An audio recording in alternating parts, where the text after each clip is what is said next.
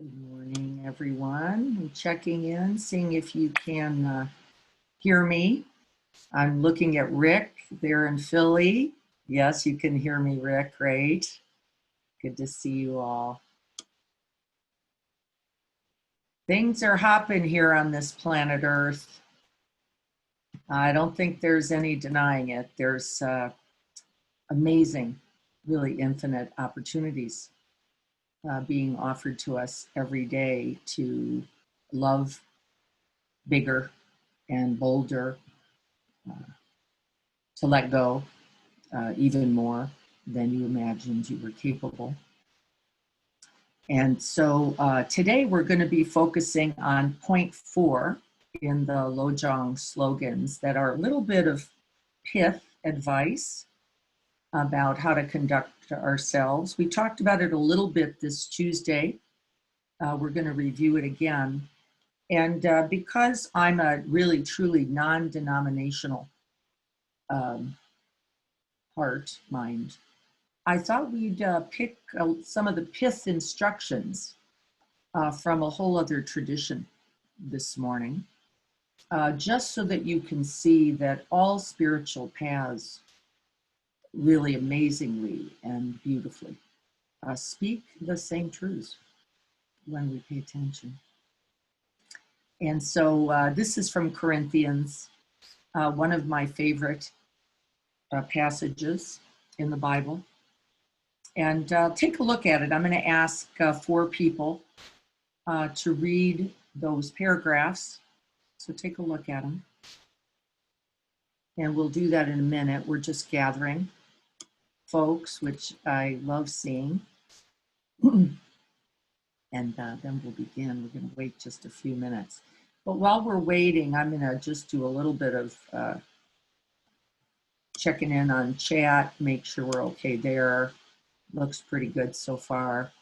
Anybody, I'm going to wait just like another 2 minutes before we begin. So take a look at that writing, see if you find a paragraph that speaks to you. I think that's important. It resonates, what you understand about it ultimately resonates for others. And we've been discovering that, I think, beautifully as we make that inquiry.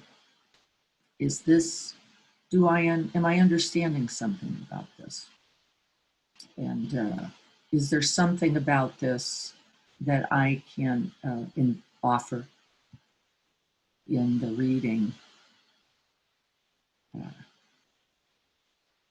Because I think these are, Leslie and I fell on this literally within the same 24 hours. I always find that amazing how the universe works.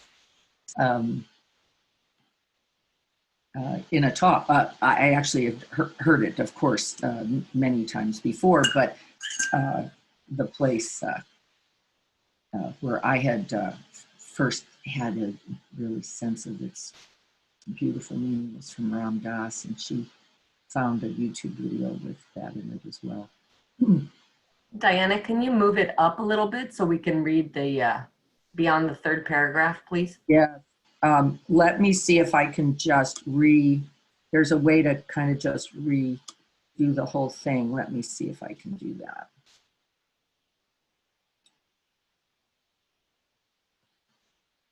Now I'm going to stop share, and then I'm going to go to do it again.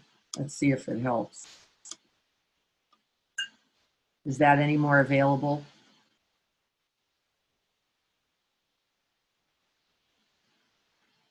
You should be able to see the last line. The greatest of these is love. It doesn't look like it. No, Leslie's shaking no. Let's try it again. I can see it.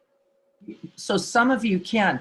So that may be something, if you can see it, it means my screen is projecting it, right? Yeah, I can see it, Diana. Yes, okay. It's clear, Diana. Okay, so it sounds like somebody may have to adjust their own screen there. And I'm already on 75%. So, and I do know if I go to 100, it eliminates some of it. So here we are together. Thank you all for being here this morning. I was just thinking this morning, oh my God, thank God I have a Sangha waiting for me to make me get up to practice. We had a little celebration yesterday, and we went to bed a little bit tired, and I thought, there'd be no way I would get up for this without all of you. So thank you so much for that. I need you, and there you were for me. So here we are. We're going to take a look at the pith instructions through the Christian tradition. Here it's from Corinthians. And I'm going to ask 4 people to read. Is there anybody who has a particular connection to the first paragraph? And what I'll do after you read it is just tap the bell so we can hold on and just breathe it in for a minute, and then the next person can come on. Is there anybody for paragraph 1?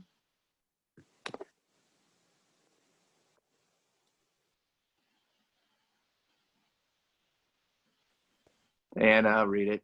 I'll read the whole thing. As soon as I Just find it read again. paragraph 1. Yes, it's very meaningful. I agree. If you read paragraph Now 1. I got a beautiful picture of me and I can't see anything. Actually, not so beautiful.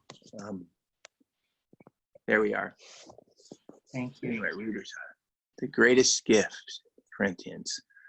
Though I speak with the tongue of men and of angels, but have not love, I have become a sounding brass or a clanging cymbal. And though I have the gift of prophecy and understand all mysteries and all knowledge, and though I have all faith, so that I could remove mountains, but have not love, I am nothing. And though I bestow all my good to feed the poor, and although I give my body to be burned, but have not love, it profits me nothing.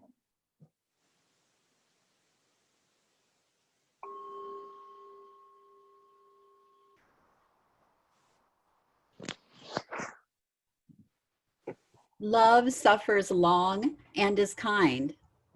Love does not envy. Love does not parade itself, is not puffed up, does not behave rudely, does not seek its own, is not provoked, thinks no evil, does not rejoice in iniquity, but rejoices in the truth, bears all things, believes all things, hopes all things, endures all things.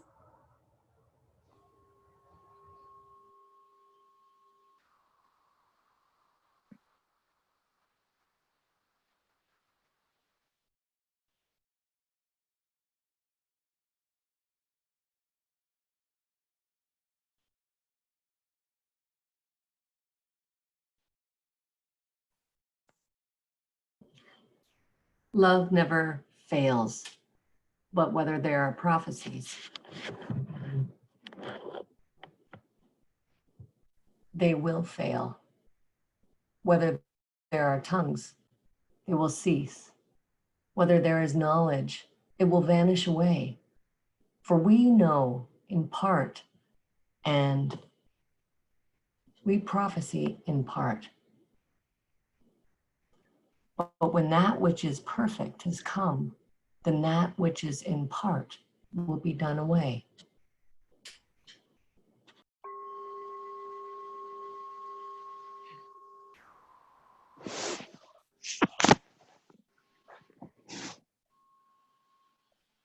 When I was a child, I spoke as a child. I understood as a child. I thought as a child. But when I became a man, I put away childish things. For now we see in a mirror dimly, but then face to face. Now I know in part, but then I shall know just as I also am known.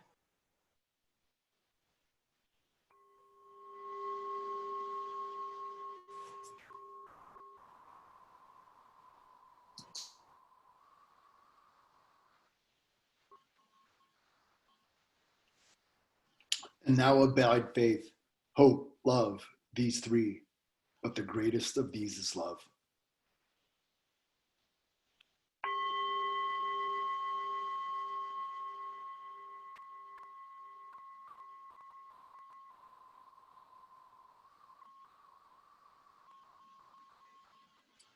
And so prepare to sit.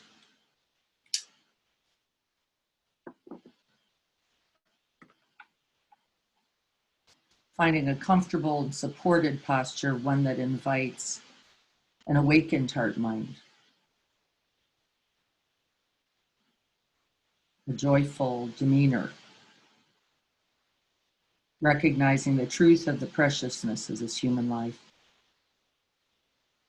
the realities that nothing we love can be held, only known and lived, that there are consequences, that there are natural laws that play out unconditionally. And we bow to the truth of suffering and to the truth of its end in love.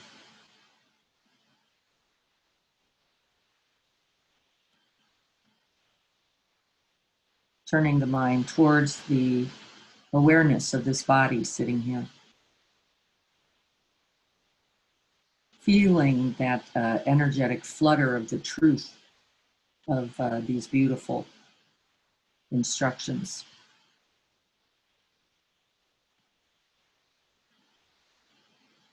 Being grateful, joyful at this opportunity to live them wholly, beginning now.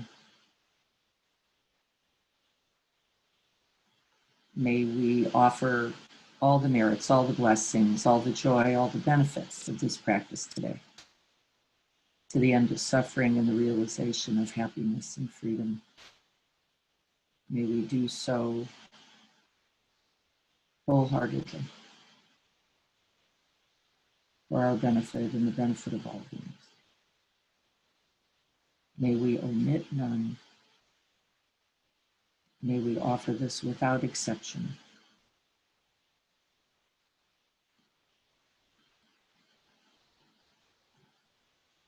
Freeing us, awakening us all.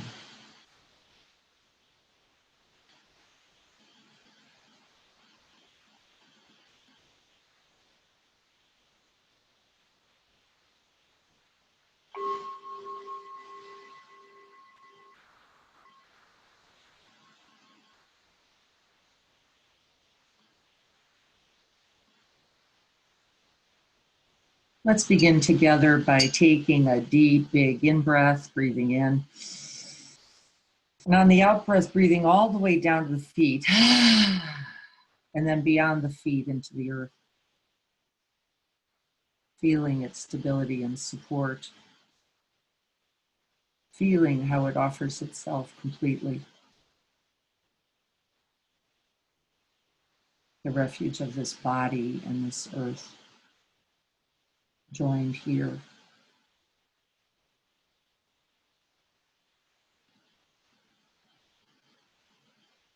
Another big in-breath, breathing in.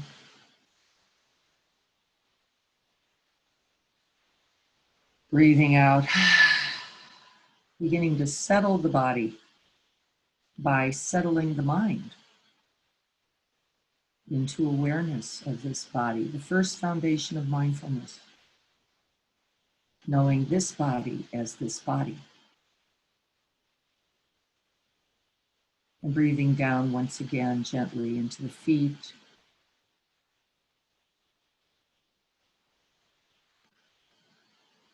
Setting the intention that these feet be well and support you and me and us in this practice. Breathing up into the legs. May these legs be well.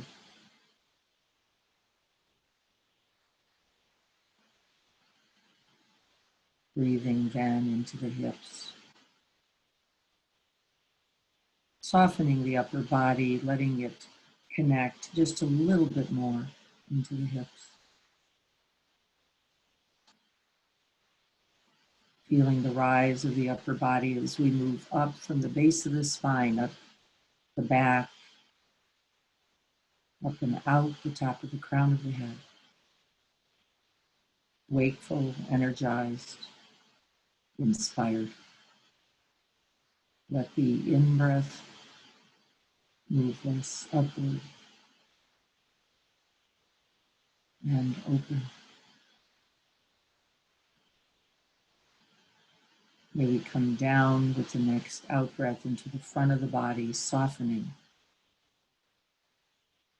May this head, may these eyes, may this mouth be well.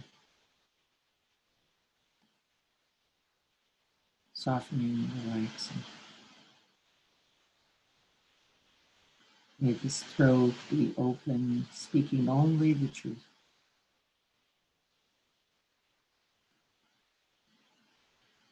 Feeling the weight of the shoulder, the stillness of the arms, the warmth of the hands.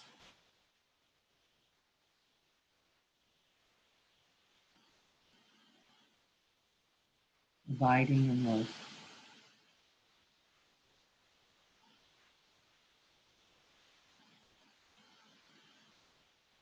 Moving down into our own physical hearts. Feeling its aliveness, letting the radiance of the good heart begin to ignite and move in all directions.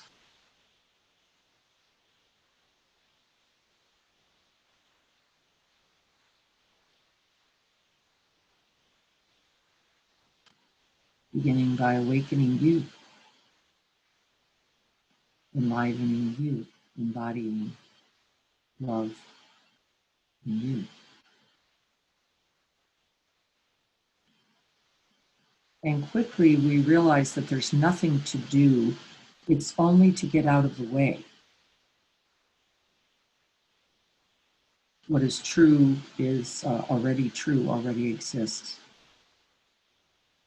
This is already the bodhicitta of who you really are.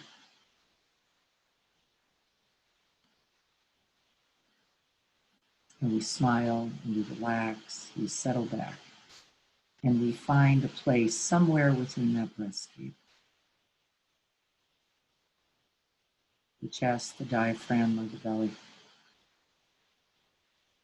in which we simply abide in love.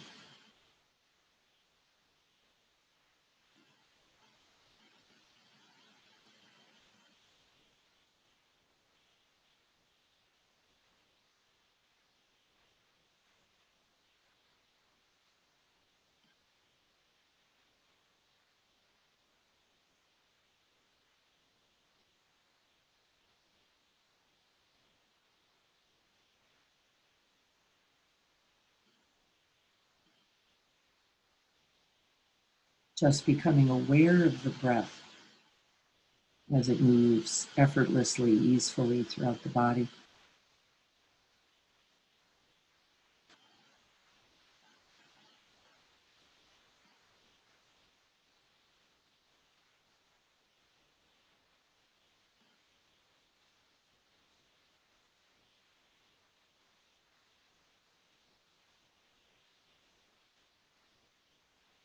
With each out breath, we are inviting, coming closer to ourselves.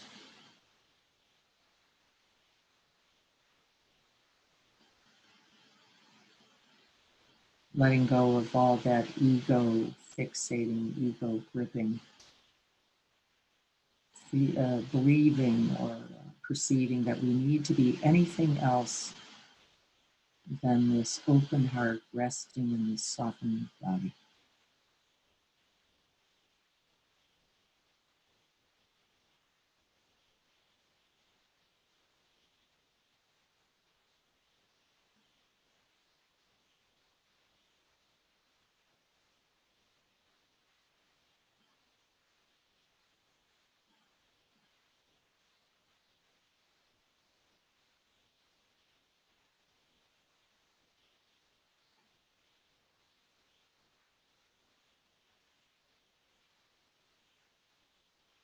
We breathe in the truth of love, and we breathe it out.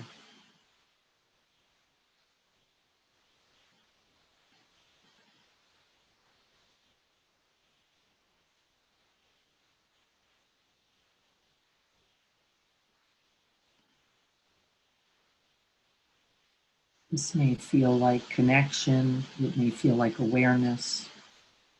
It may feel like contact with the body. And as the mind and body join, we are whole.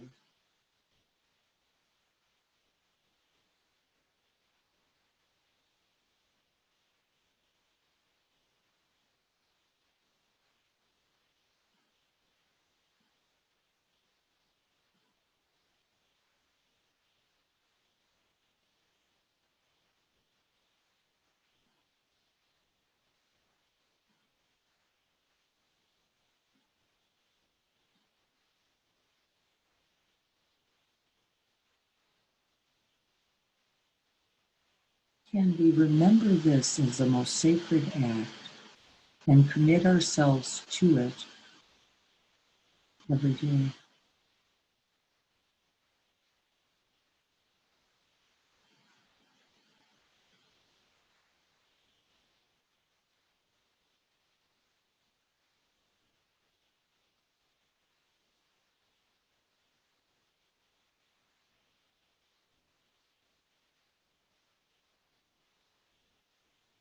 And we remember it as a most loving act, both for ourselves and all others.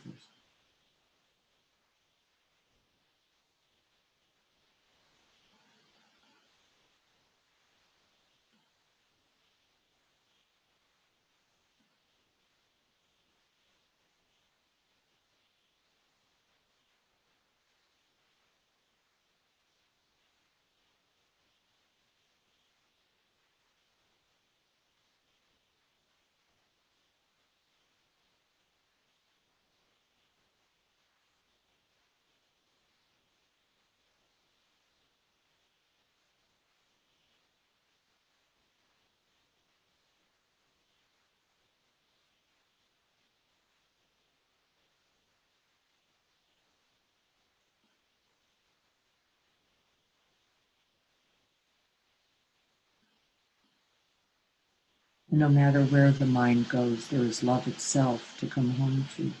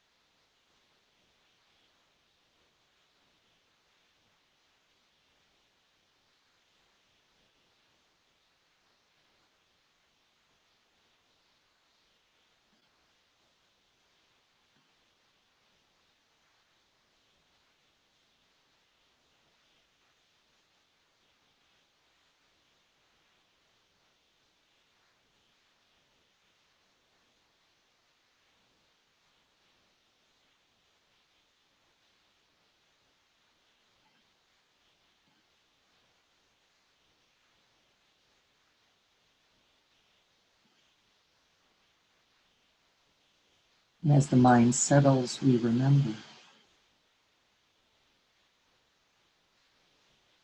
There's nothing else to do but love.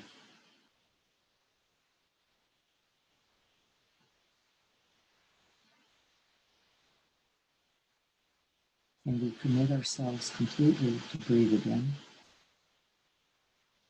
Open, include, breathe it out.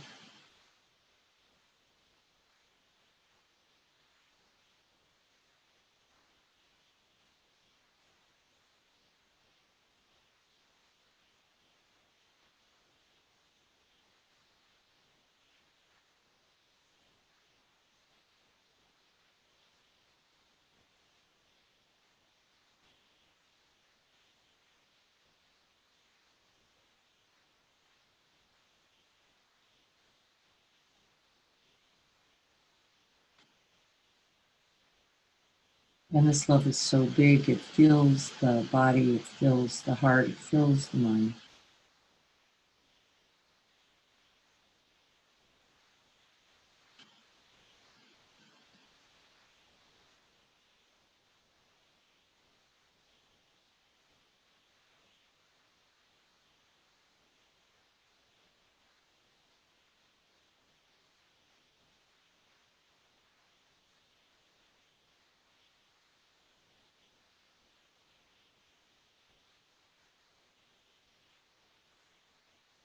How do you know it? Does it feel like a warmth, a space, an ease, a connection, and attention? Love is all these.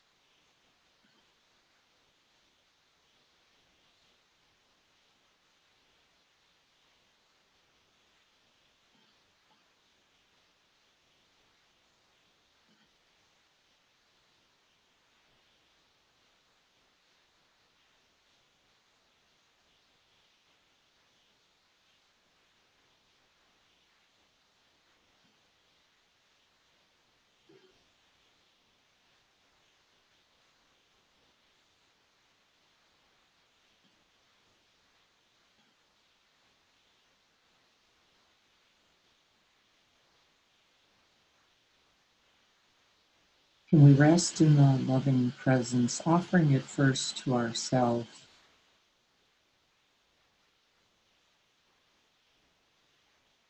In just this way.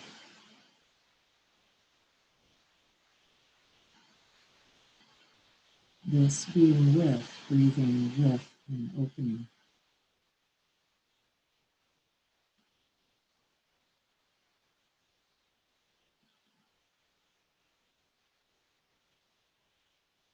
And can we let then whatever arises arise in the heart, mind of love? The confused thought, the greedy one, the fearful one, the lonely one, doubtful thoughts. Doesn't matter.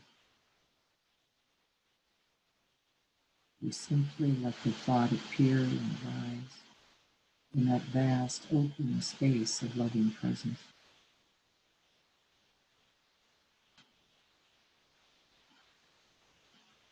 And we even invite it in.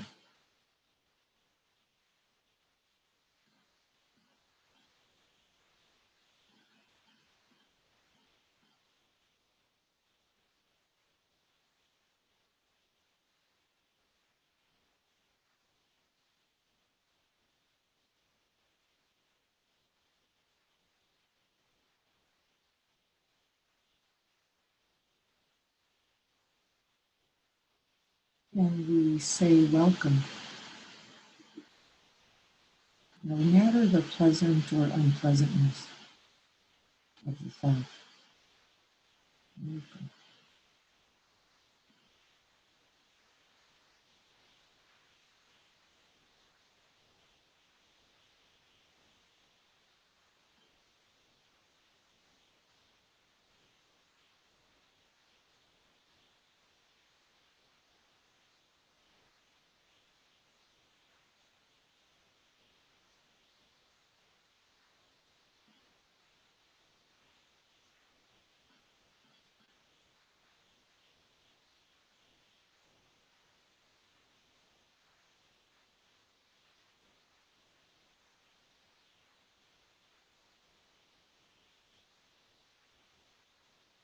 And we make a place in this still, silent, and radiant space, wrapping these infinite and loving arms around it. Yes, welcome, fear. This is the beginning of the Tonglen training.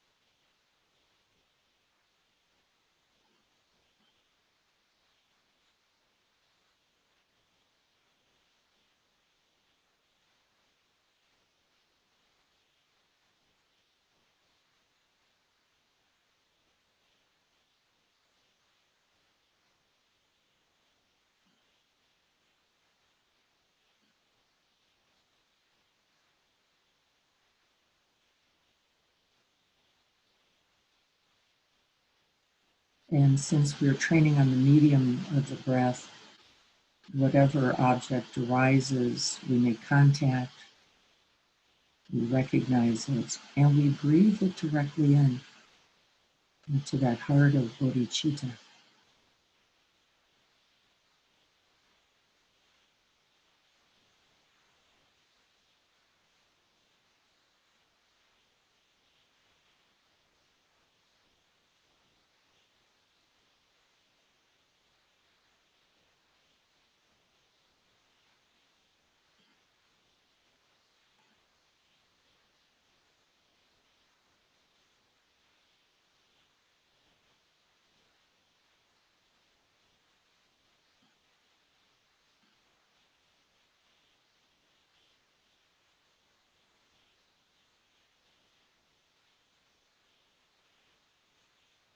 As we breathe it in, it turns and transmutes from being the problem to the path.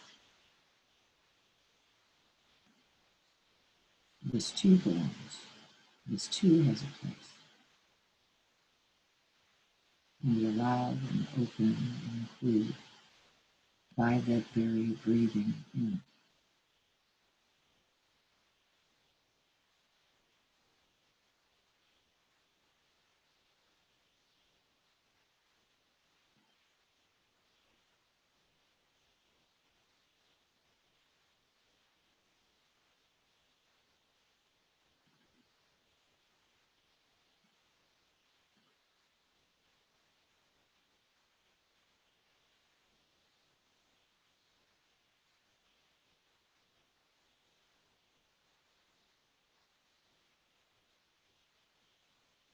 But remember, we're breathing it into the infinite, the open, the vast, the radiant. There is no limit, no boundary, no edge to this vast heart.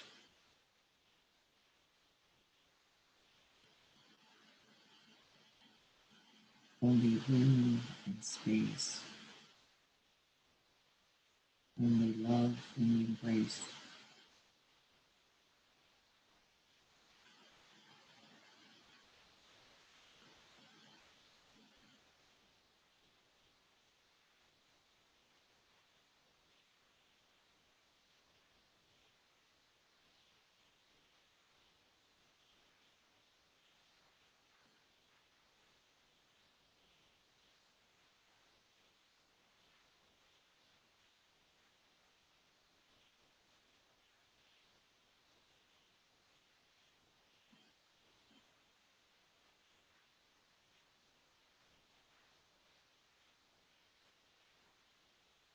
And in this practice, it's perfectly fine to simply rest in that vast, open, loving space.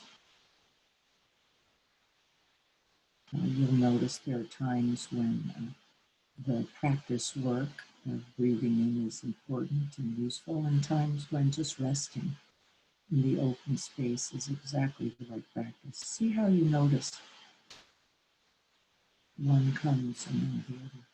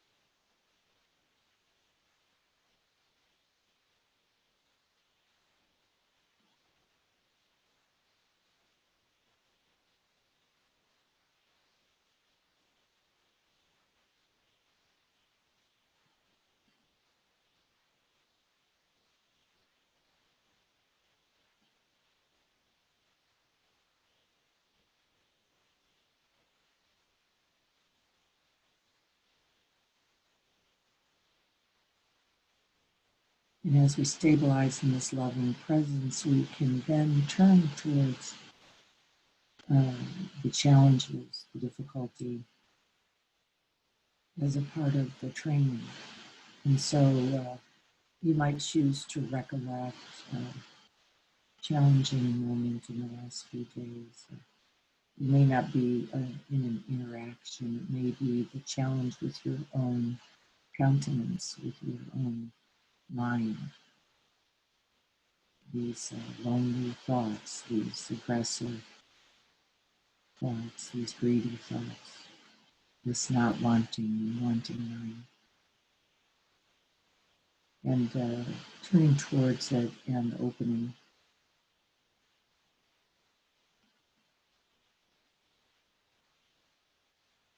We are not bringing the thinking mind to this. We are simply bringing this loving presence.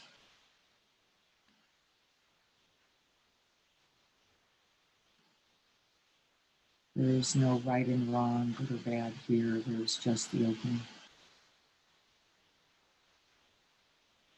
And the breathing it in.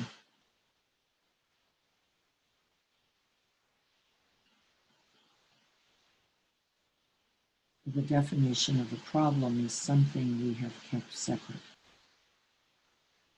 something we have disavowed, something we've pushed away, rejected, denied, or avoided.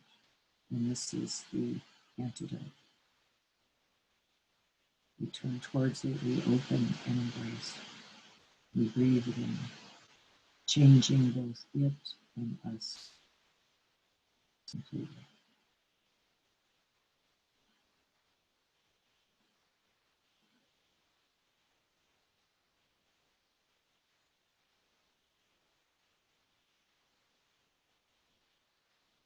And as we breathe it in, we make room and space in this radiant heart of bodhicitta.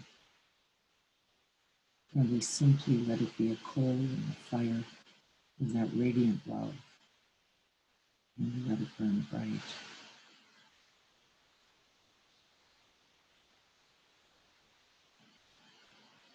It is now included, absorbed, integrated, and we send out, oh my goodness, we send out that wisdom and that love.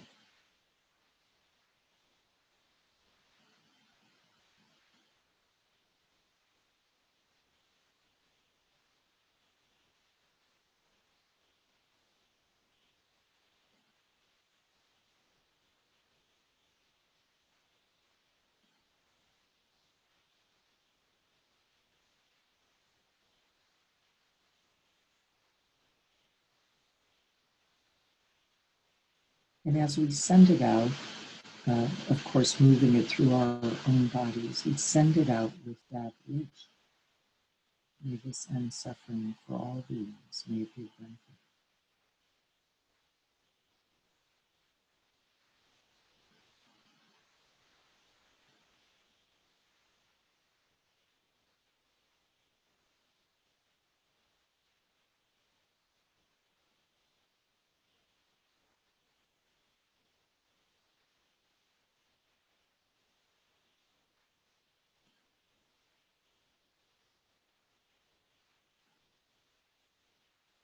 We could say the same with each in-breath. May this relieve suffering.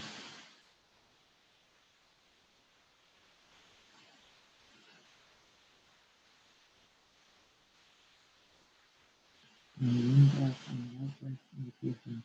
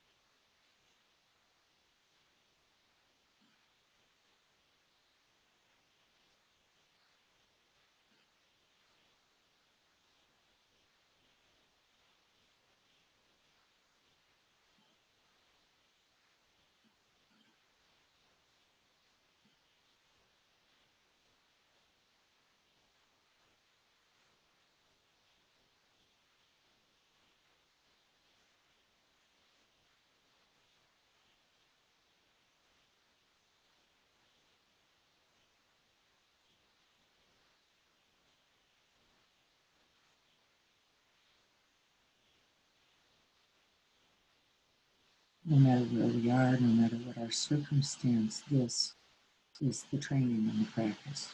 This is the path.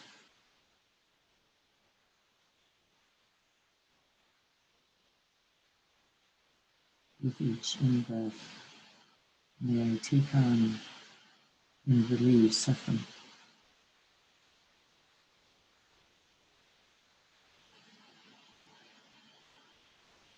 With the out-breath, may it be benefit.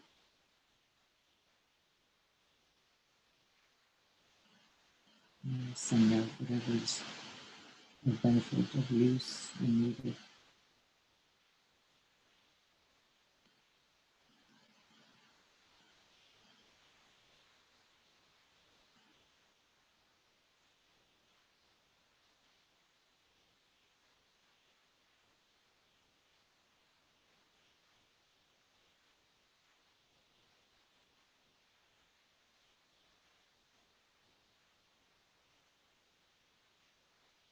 And I have found for myself that just recollecting this aspiration with the in-breath and with the out-breath, even when there is no object, uh, just in training with the breath has been very valuable.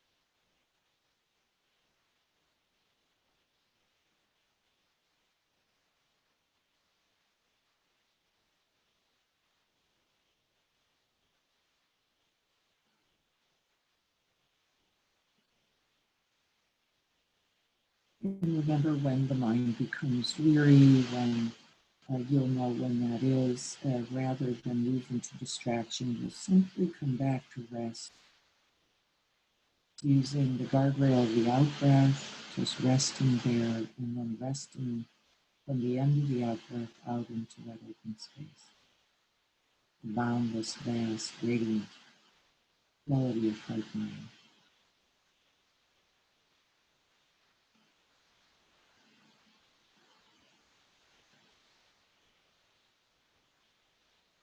May this too be a benefit and contribute to the end of suffering.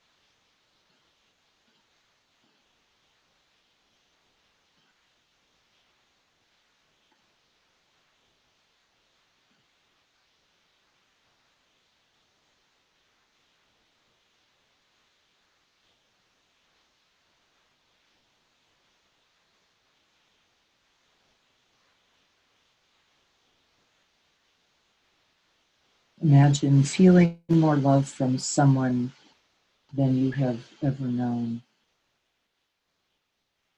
You're being loved even more than your mother loved you when you were an infant, more than you were ever loved by your father, your child, or your most intimate lover, anyone.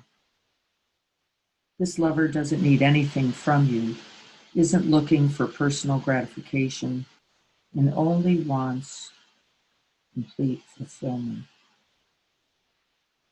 You are loved just for being who you are, just for existing.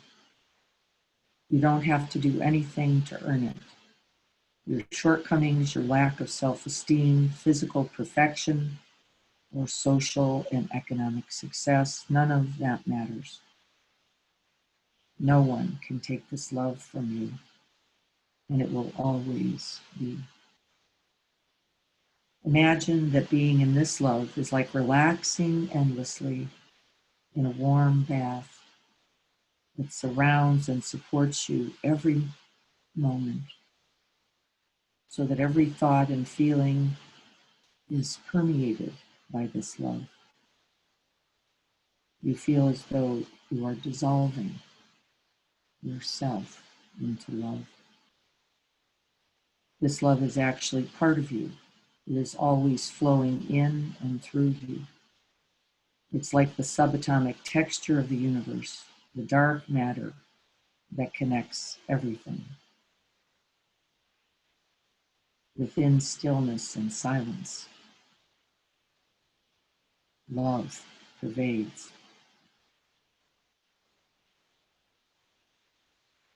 When you tune into that flow, you feel it in your own heart, your mind, your own body, not just the physical part or the emotional one, but that radiant, boundless heart, bigger, larger, with room for us all.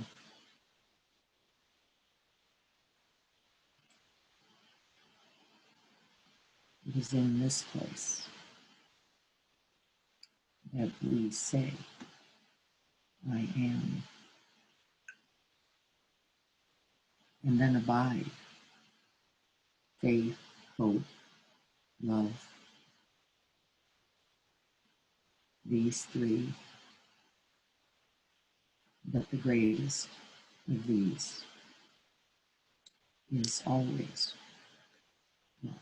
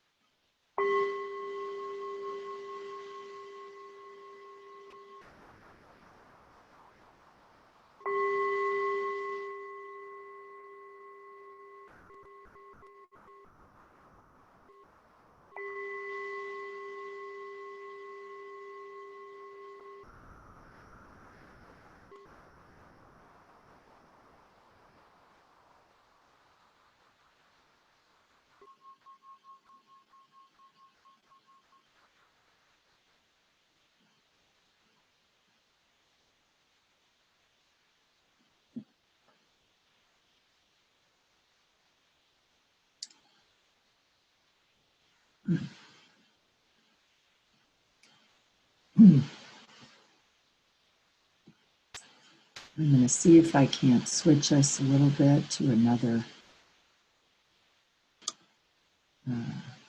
screen share.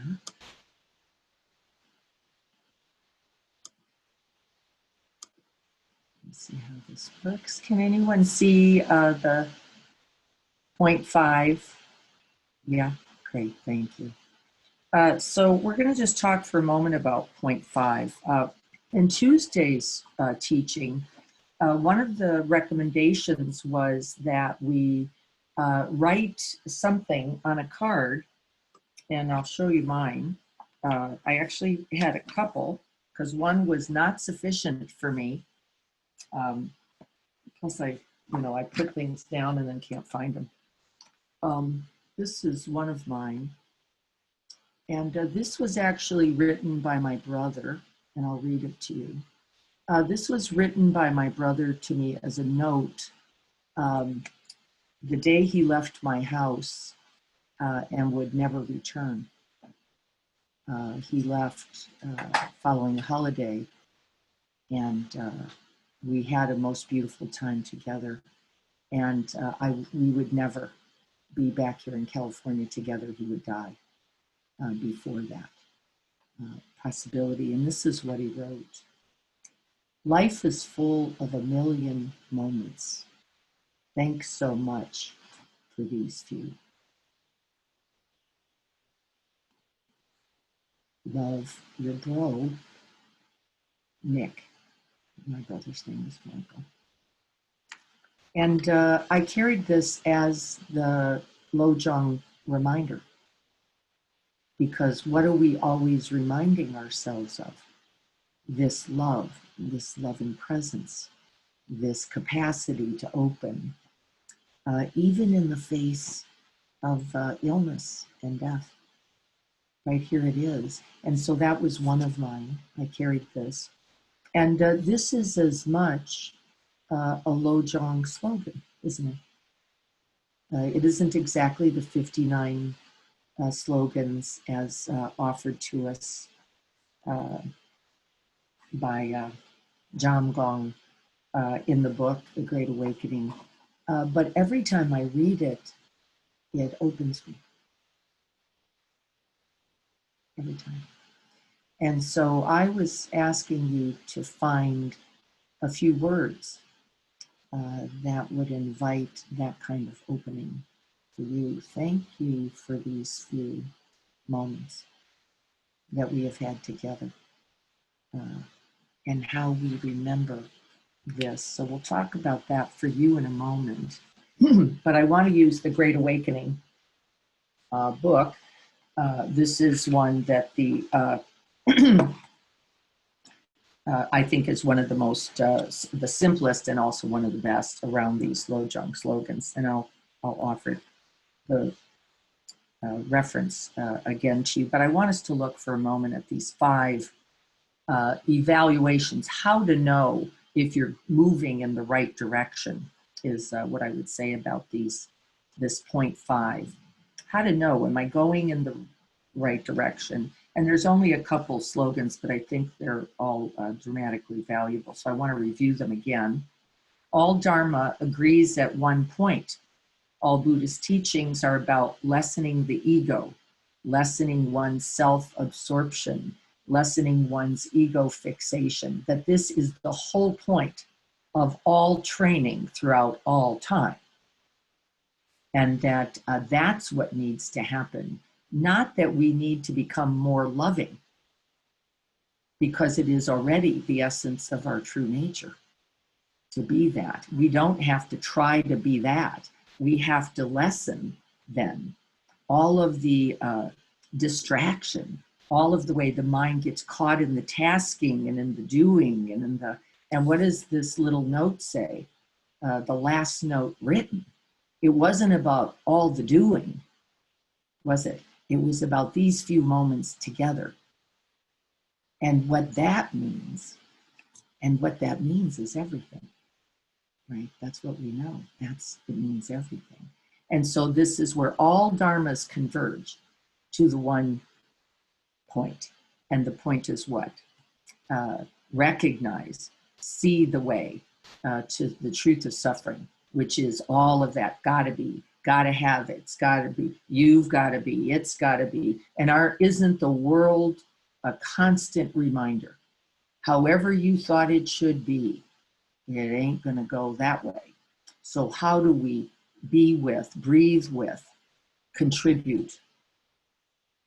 Still, right? Still, and more, right? You went, wait a minute, I already gave to the event. I already contributed money to the right cause. I've already brought a lasagna to the neighbor. You need more?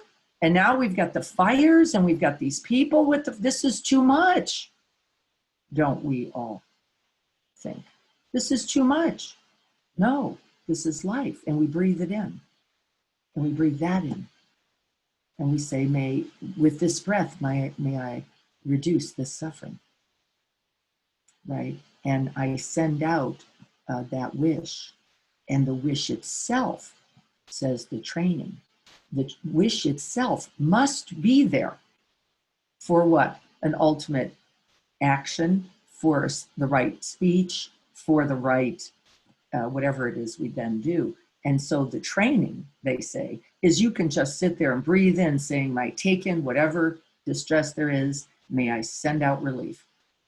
And if you did it for 5 minutes every day, then on the spot, in a moment of difficulty, this will come to you. It will become automatic. Wait a minute. Let me, instead of run the other way, instead of that limbic brain kicking in, instead of the, I just don't have the energy, I don't have the time, I don't have the money. Let me get out of here. You're going to have to work that out on your own. We can at least be present. We can at least be present. And this note says, I felt that presence. Thank you for these few moments where I was here and you were here and we were here together. And we can do that not being limited, of course. Don't we know it's true by limited physical space? By the limited physical space. It's not true. It's not true. You know this because you were just thinking of someone. You were wondering how they were. You were wishing for their ease and well-being. And what happens? They call you, they write you, they go, I was just thinking about you too. You go, wow, that's crazy. Here I was, just wishing for your happiness and your ease. And right, in openness, we can even get and receive these blessings, these truths. So that's slogan 19, all dharmas agree. There is nothing to do. You don't have to create love, make love. It's already here. What you have to do is get that distracted mind, that ego fixated mind, the one who goes into fear. It's really fear, isn't it? And we can train for this with each breath. So that's number 19. Number 20, of the two witnesses, hold the principal one. You know yourself better than anyone else knows you. What this says is don't fall prey to conventional opinion. Don't be doing something because everybody else is doing it, or everybody else says it's a good idea, or because that's just the way your family did it, or the way the neighbors do it, or that really there is wisdom within you that you can call to bear. And so for me, just so that you know, there is the relative side of this and the ultimate. The relative is you stay with your own truth, your own wisdom, your own goodness. That's the relative side. The ultimate side, which is the one I lean in more, is the principal one is that all goodness. Let that decide. Let the result of that be determined. Pay attention for where that happens. And you can use your own mind body on the path to that. So relative means how am I right now? Am I at ease? Am I feeling capable? Am I resourced? Am I feeling resilient? Do I have something to bring? And then the second is, and I rely on this a lot, by the way, of the two witnesses, I hold the third one. And that one is that great boundless reality, whatever we call that. Can I just be still enough to make contact with that as we did today? Always maintain only a joyful mind. And really what this is saying, it's an instruction, which is if you are not resting or rejoicing, that means there is likely ego clinging happening. There is preferencing happening. There is bias happening. There's, I didn't feel like that. I didn't want that. I don't like that. I want that to go away. I want you to be different. I want to be different. When we are not resting in that joyful mind, and it doesn't mean giddy, it means that open space, then we can know, can't we, that something else is at play, that there is the ego clinging mind active in some way here. And I know it myself. I know it definitively myself. So that's always maintain a joyful mind. Doesn't mean plaster on a fake smile. It means watch the quality of your own mind. And if you are not in, I can do this. I have the capability of this. I can be a contribution. Every moment is an opportunity to both relieve suffering and be of benefit. If I have forgotten, and that's joyful by itself. That's completely joyful by itself. If I'm not there, that likely means I am being co-opted in some way by ego fixating mind. And this fourth one, if you can practice even when distracted, you are well trained. And I thought I'd read a little from the book on this because I kind of liked what Jamgong said. If you are able to take adverse conditions and use them to develop and aid your own mind and awaken your own heart, then even without expressly directing your attention to do so, you are becoming proficient in mind training. The two bodhicittas arise clearly and effortlessly every time we breathe in, wishing for the relief of suffering. Every time we breathe in, wishing for the relief of suffering, and then breathing out, offering that relief. Buddhahood is attained. Don't you love that? Oh, yay.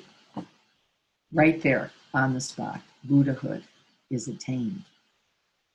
I am turning towards the truth of difficulty rather than running in fear or in ego fixation. And by my very presence, here it is right here on this little note.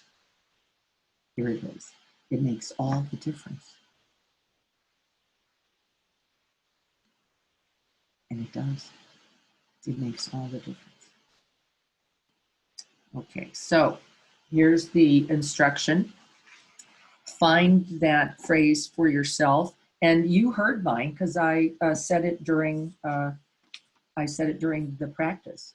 May I breathe in this difficulty, this suffering, whatever is present here. May I open to it, and may I send out the wish, at least the wish for its relief. That's mine. That's my slogan. And I don't need to write it down because it's very, very simple. Right. Other people may have a more complicated one. I have another one. I may have left it over there. I'll show you the other one. And this is my complicated mind. So that one has not been as effective. I'm going to grab it.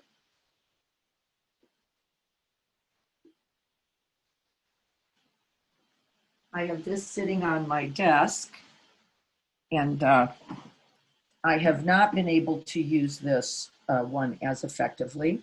This is the other one, and I'll read it to you.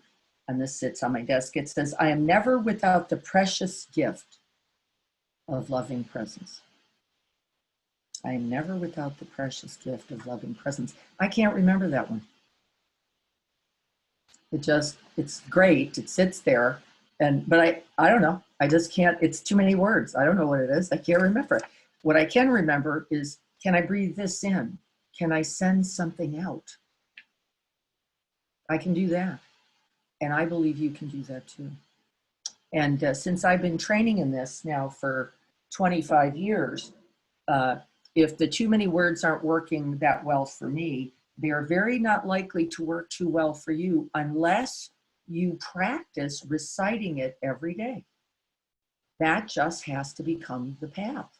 And if you're not going to do that, okay, that actually works fine, but then you better find a way, right? Some short pith opportunities. Either you've got to read it every day, and from my point of view, morning, noon, and night, to really hold on to it and remember it. Otherwise, you're not being honest about the truth of this distracted mind of ours. Or you find some way to make it even more simple. So I just want to talk about this a little bit because these slogans are delightful. We have cards for them. There's flashcards. There's every kind of charm. There's everything. But it's got to be something that can work for you.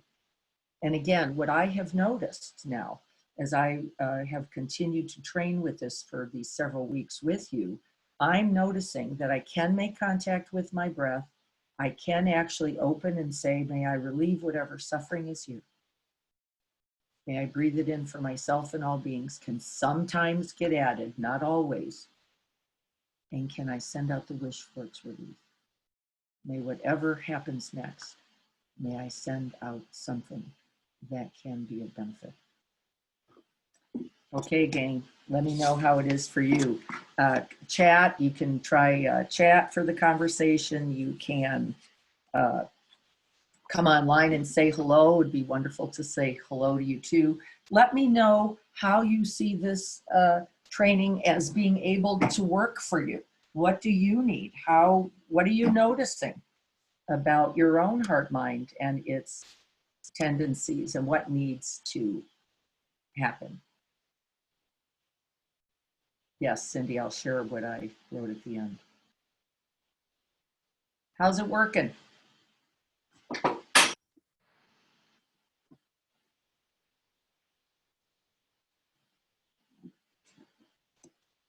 Yes. it's Carrie. Hi, Carrie. So I just want to start off by saying, I have to be compassionate with myself when I realize that I've made it through a whole day and I haven't reminded myself. So, Breathing for yourself. That's right. And yeah, did it help to yeah, talk that to you? yeah, Yeah, it does, doesn't it? To say, may I forgive myself for my distraction, for the not remembering. Do you have a particular phrase or one of the slogans in particular, or that helps you remember? I have something written on a piece of paper that says, live simply, dream big, give love, and laugh lots. Do you carry it? Do you recite it? Do you recollect it? How does that work for you? I recite it in the morning when I sit, and I have a copy in my pocket at work. And then at night, I reflect to see if I've remembered to say it at least, I try to say it at least 3 times, Yeah. read it 3 times. Yeah. There's a little bit of neuroscience in that repetition. We know that it takes actually some patterning, and we see the pattern as really beginning at 3, interestingly. So that's right, that's a beautiful thing to know. And I think that's where that morning, noon, and night wisdom actually well before the neuroscience came from. So can we forgive ourselves for when we forget, and rather than quit, rather than run the other way, rather than decide we're pathetic, failed, and fucked up, can we actually offer that? Can I breathe in this suffering, and can I offer something to that right on the spot? Our own forgetting, our own distraction. Right? We're going to have to confront that over and over again. It's not the problem. Remember that slogan 22, can we even practice when distracted? And that begins by recognizing that you were distracted, just like Carrie did. Oh, I've gotten through an entire day and didn't one time remember to use the medium of the breath, didn't one time recite or remember the slogan, didn't one time think about the truth of suffering and my contribution to its end. And then we smile and we rejoice at the awakening, and we begin here and now. Thanks, Gary. Who else? What else are you noticing?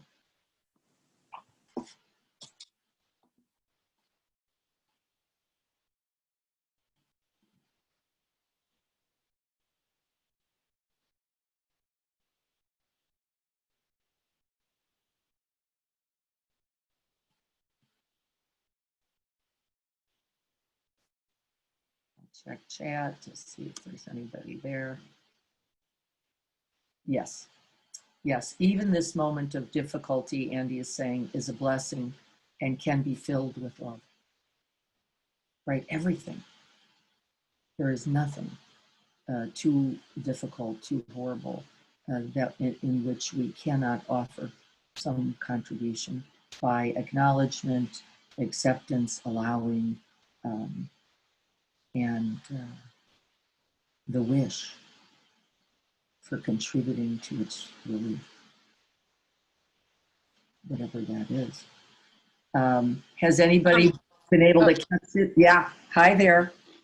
Hi, it was just kind of, I don't know, the slogans I probably have not paid much attention to like reading each slogan. And in my mind, I'm like, I can't even imagine like one slogan. And then I start thinking about it way too hard. But I think one for me is, and I kind of just combined one of the things that you just said. I really like that is kind of lead with love.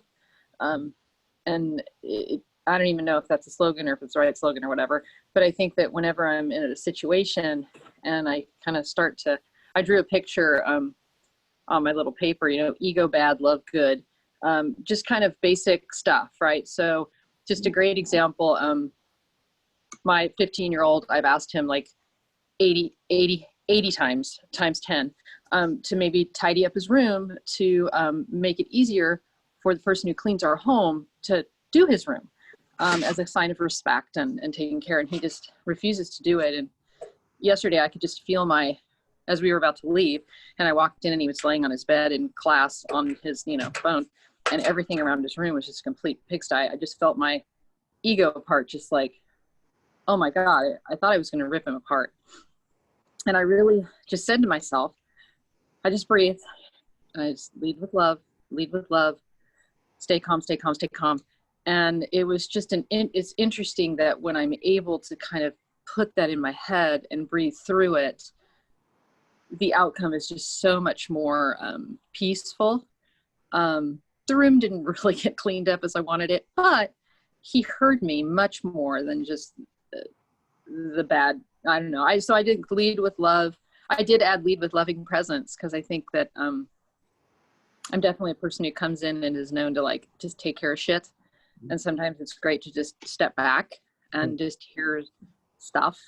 So lead with love and lead with loving presence, I thought was really useful to me and helpful in my relationships. Beautiful. That just became your slogan, Leanne.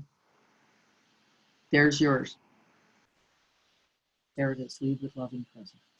And that's, write it down, say it 5 times, say it at least 3 times, breathe it in, breathe it out. And let's see how it impacts you in the next week. Because that's it. It's something that is simple, repeatable, rememberable, right? It's got to be something. And I can kind of use it in all different places. And I just, That's right. I've been on furlough for like 5 months, and I just got a new position in a startup community-based organization. And I'm just so nervous and scared and freaked out. And I'm supposed to meet the folks today. And I think I'm just going to say that to myself, if I lead with love and genuine authenticity, everything's going to be okay. Absolutely. Guaranteed. Whatever that means. And also I have to notice, since I have 2 grown sons, I'll share this little joke with you. I've cleaned my son's rooms with my breath. I've breathed in the chaos. I breathed in the stinky towels on the floor. I breathed in the trash bin overflowing like crazy. And I've breathed towel. Yeah. Face. I breathed out my sons actively contributing to their mother's craziness about how the room should be. It's been wonderful. And actually, I have 2 adult sons now who do beautiful things like remind me, Mom, just breathe. It'll all get cleaned up. I don't know, but does anybody look at Ricardo and think world's most interesting man? I've never seen your face, but it's lovely. You're laughing now, so I'm Ricardo is. I'm going to say, well, see, there we go. We can breathe that in too.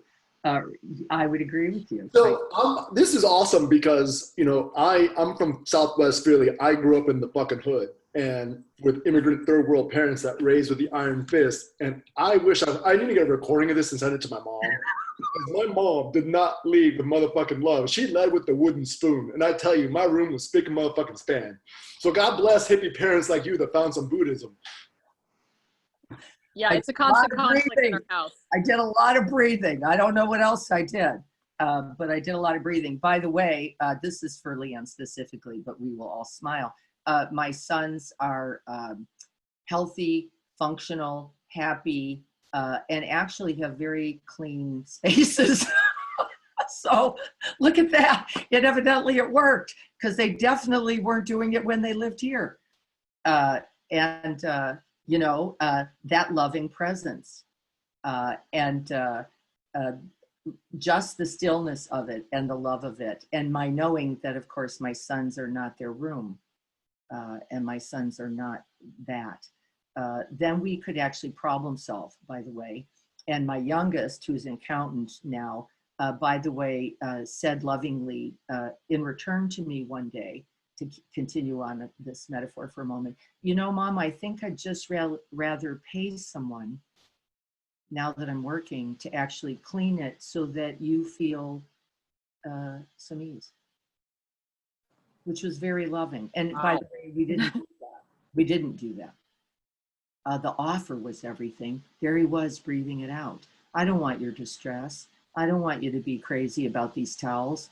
You're right. This isn't of benefit to anyone. So you know what? I'm just going to take my money and have the maid come and keep this clean in a way that you like. And of course, we didn't do that.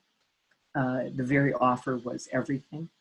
And I said, how about if we, right, just these things, let's not leave the soaking wet towels on your dad's hardwood floors, so that, right, there's no damage. He said, I could probably, yeah, I could probably do that. And of course he did. And that's that loving presence, and it's exchange. And that's my promise to you all. Then it is amazingly, infinitely exchange in a way you won't even imagine or can't see from here. But don't abandon the training. Don't abandon the training. Not in two instances, and there's actually a slogan for this in the next point.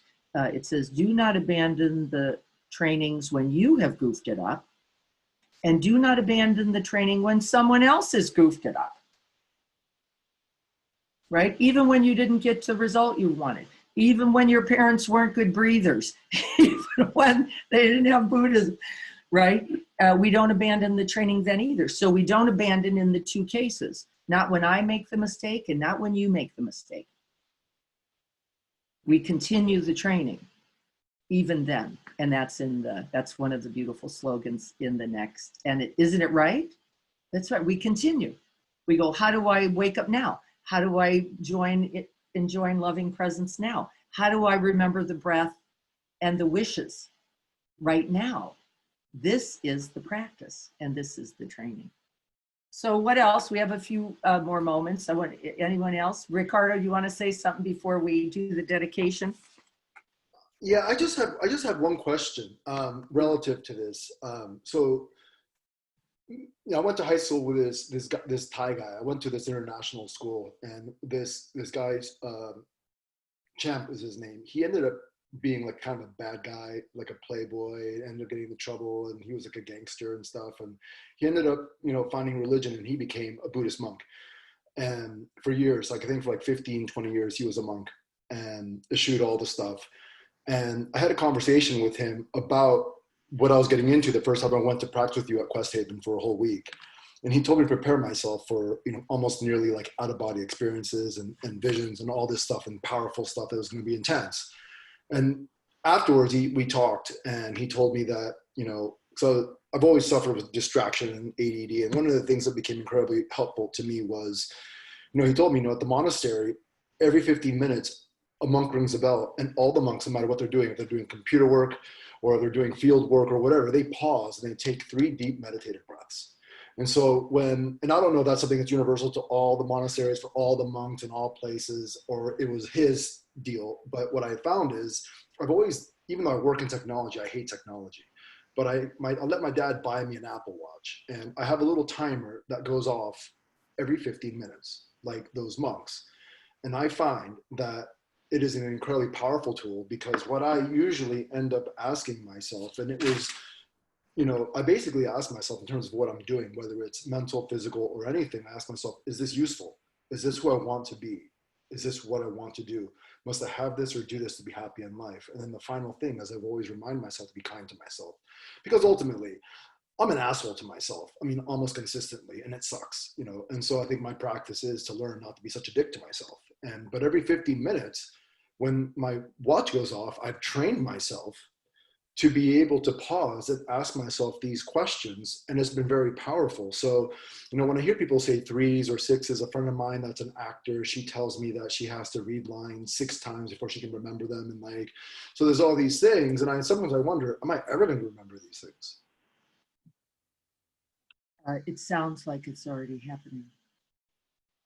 It's already there.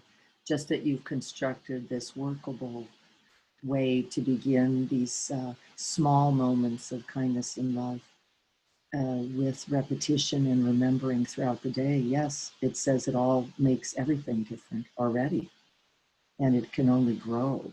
So that's right. Whatever the prompts, the bells, the alerts, the stickies, the how to find the way to the remembering, and then to the kindness, right? To remember what this essential kindness is the training, and it sounds absolutely wonderful. Rick, you're doing a phenomenal job, and thank you for saying that, because it helps others go, oh, that's right. I could just put something on my phone. Oh, yeah. I could just write 1 or 2 questions. Is this a benefit? Period. Is it a benefit? And if it's not, stop it. There's a slogan for that too. But it's hard to stop sometimes. Yes, it is. Distraction and suffering has momentum. And we've got about, most of us have 40 plus years of momentum in this. And so we're training to redirect, right, from that distraction mind into the mind of purpose, meaning, focused attention and open care. Thank you so much for that. I loved hearing that. Let's sit together for a moment, because this is the way we, at the end of any period, whether it be a breath, an hour, a conversation, a practice, we even then do this. We gather the blessings. We take a moment, we call to mind whatever good we can gather, whether it's a feeling, a thought, a felt physical sense. We breathe it in, we remember.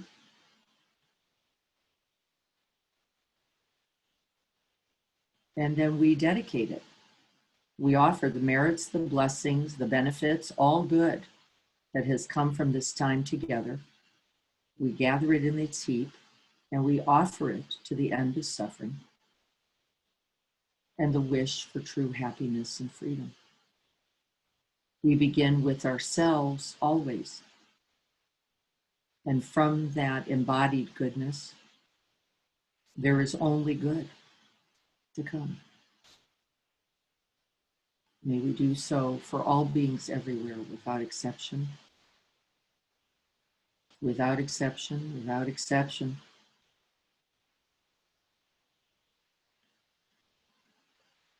Freeing us all.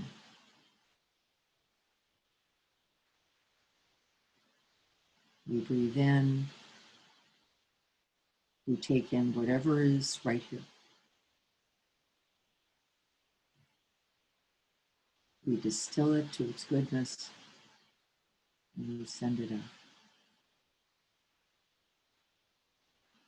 May we all have happiness and the causes for happiness.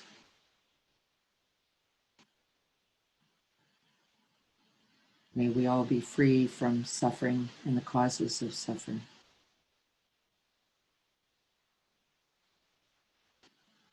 May we rejoice at the truth of this precious human life and this ability to awaken loving presence this moment, not only for ourselves, but for others.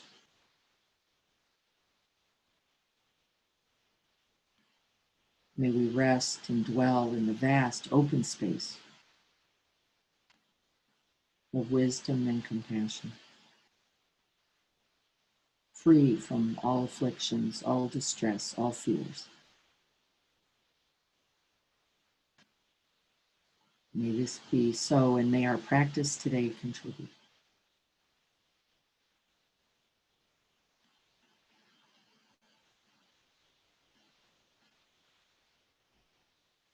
So be it.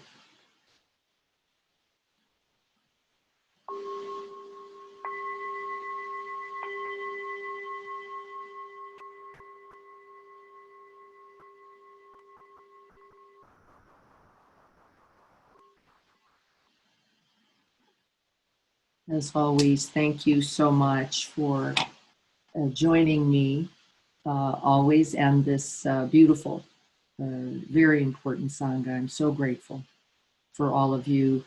Find a phrase, find a few words, find a prompt and a reminder. Be morning, midday, and evening are natural transition opportunities. Begin each day and end each day this way. You heard Carrie talk about it. You've heard some suggestions from Rick as well, and Leanne. Thank you all for your contributions to this. May you have a beautiful day. May everyone be well, and blessings and love to you all. Thank you so much. Bill and Maureen, I hope you guys are well. I hope you're not in any danger with the fires. And I wish that all beings be safe and free at this really dangerous time with the weather. Everyone, please be well. I will look forward to seeing you Monday evening at 8 p.m. if you can join, or not. If not, Tuesday morning at 7, and we'll be beginning point 6, very large, the largest of the mind training points, point 6.